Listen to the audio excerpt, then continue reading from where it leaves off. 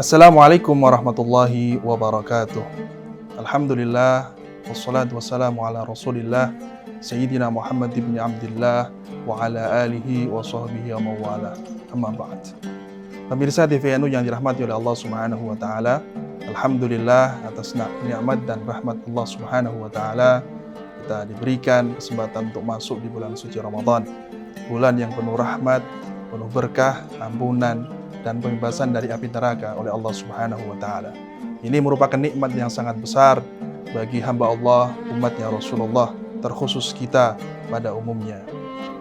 Salawat serta salam semoga selalu tercurahkan kepada junjungan kita Nabi besar Muhammad sallallahu alaihi wasallam.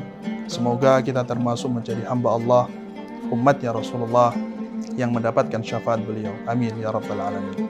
Pemirsa TVNU yang dirahmati Allah Subhanahu wa taala, ketika Allah Subhanahu wa taala menciptakan manusia, menciptakan hamba Allah Subhanahu wa taala, maka tentunya ada tujuan atas penciptaan tersebut. Sebagaimana firman Allah Subhanahu wa taala, A'udzu billahi minasyaitonir rajim. Bismillahirrahmanirrahim. Wa ma khalaqtul jinna wal insa illa liya'budun. Shadaqallahul adzim. Yang artinya, tidaklah kami ciptakan jin dan manusia kecuali untuk beribadah kepadaku. Dari ayat ini kita tahu bahwasanya wujudnya kita, hidupnya kita di dunia ini tidak lain dan tidak bukan adalah untuk beribadah kepada Allah Subhanahu wa taala. Untuk itu, di setiap langkah kita, menit kita, waktu-waktu kita niatkan lillahi taala untuk ibadah kepada Allah. Pemirsa TVNU yang dirahmati Allah Subhanahu wa taala, dari sekian banyak perintah-perintah Allah Subhanahu wa taala, dari yang terkecil sampai yang terbesar, membutuhkan niat yang lurus, niat yang betul lillahi taala, karena Allah Subhanahu wa taala. Jangan sampai apa yang kita laksanakan, apa yang kita usahakan sia-sia karena tidak ada niat karena Allah Subhanahu wa taala. Rasulullah Muhammad sallallahu alaihi wasallam dalam sebuah hadis yang dirangkum oleh Imam Nawawi radhiyallahu anhu dalam sebuah kitab kecil yang bernama Arba'in An-Nawawi, di susunan paling awal Imam Nawawi radhiyallahu anhu menyusun hadis Rasulullah Muhammad sallallahu alaihi wasallam tentang niat.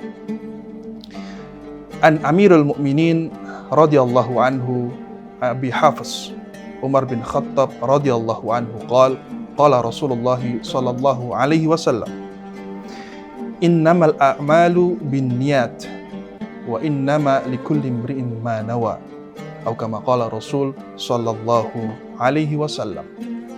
Dari hadis tersebut bermakna bahwasanya segala sesuatu, segala amal kita tergantung pada niat kita. Kalau kita niatkan lillahi ta'ala, maka insya Allah apa yang kita ikhtiarkan, apa yang kita usahakan diganjar pahala oleh Allah dan diterima oleh Allah Subhanahu wa ta'ala. Sebaliknya, kalau kita misalkan melakukan ikhtiar, melakukan usaha, apapun itu yang baik, tapi niatnya tidak lurus, niatnya tidak karena Allah Subhanahu wa ta'ala, maka tidak ada maknanya. Sia-sia di hadapan Allah Subhanahu wa ta'ala. Untuk itu, kita sebagai kaum muslimin, sebagai umatnya Rasulullah Muhammad sallallahu alaihi wasallam harus terus menata niat. Menata niat dan menata niat, jangan sampai kita salah niat. Tidak hanya dalam urusan ibadah, dalam bekerja misalkan, kita berangkat dari rumah, niat bismillahi tawakkaltu ala Allah, la haula wa la quwwata illa billah. Niatkan lillahi ta'ala karena Allah Subhanahu wa ta'ala. Maka langkah-langkah kita menuju pekerjaan diridhoi oleh Allah dan diterima oleh Allah Subhanahu wa ta'ala. Pemirsa TVNU yang dirahmati Allah Subhanahu wa ta'ala, ini yang harus kita garis bawahi. Kita harus terus menata niat, jangan sampai niat kita salah. Kemudian niat itu tempatnya ada dalam hati kita. Ketika kita niat, tentunya hati kita sudah mulai bergerak, melafalkan niat, kemudian lisan kita ikut melafalkan. Nah, disinilah permulaan. Bagaimana supaya niat kita lurus terus kepada Allah Subhanahu wa ta'ala? Caranya dengan membersihkan hati kita. Jangan sampai hati kita kotor. Jangan sampai hati kita penuh dengan maksiat. Maksiat sekecil apapun kita hindari. Ya, karena jangan kita menganggap bahwasanya maksiat kecil tidak ada dampaknya atau tidak ada efeknya. Oh, jangan seperti itu. Las saghair ma'al istimrar walal kabair ma'al istighfar. Tidak ada dosa kecil yang dilakukan terus-menerus itu tetap menjadi kecil. Dan tidak ada dosa besar yang diikuti dengan istighfar, taubat-taubatan nasuha, betul-betul taubat, itu tetap menjadi dosa besar. Tidak. Ketika ada seorang hamba Allah Subhanahu wa ta'ala melakukan dosa kecil, kemudian dia terus dan terus melakukannya, maka dosa kecil tersebut akan numpuk dan menjadi besar.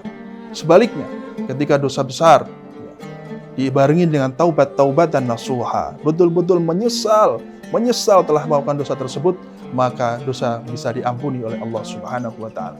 Kita lihat bagaimana sejarah dari Rasulullah Muhammad SAW, sejarah para sahabat. Kita tahu mungkin sahabat Umar bin Khattab radhiyallahu anhu, bagaimana dulu beliau melakukan dosa, melakukan maksiat, melakukan hal-hal yang memang dosa besar. Tapi ketika beliau dekat dengan Rasulullah, beliau bersyahadat, dia benar-benar taubatan nasuha, maka taubatnya diterima oleh Allah Subhanahu wa ta'ala. Dan apa yang terjadi? Beliau menjadi sahabat dekatnya Rasulullah dan dimakamkan di dekat dengan Rasulullah Muhammad sallallahu alaihi wasallam. Pemirsa TV yang dirahmati Allah Subhanahu wa ta'ala, inilah yang harus kita tahu, bahwasanya bersihkan hati kita, bersihkan betul-betul hati kita dari maksiat, segala maksiat sekecil apapun, terlebih maksiat yang besar. Ketika hati kita sudah bersih, maka insya Allah kita bisa niat lurus karena Allah Subhanahu wa ta'ala. Dan ketika kita sudah niat lurus karena Allah, maka insya Allah segala amal perbuatan kita, segala amal baik kita diterima oleh Allah Subhanahu wa ta'ala. Dan kita menjadi orang-orang yang beruntung, orang-orang yang diberikan keberuntungan oleh Allah Subhanahu wa ta'ala di dunia maupun di akhirat. Terima kasih. Wallahul muwaffiq ila aqwamit thoriq. Assalamualaikum warahmatullahi wabarakatuh.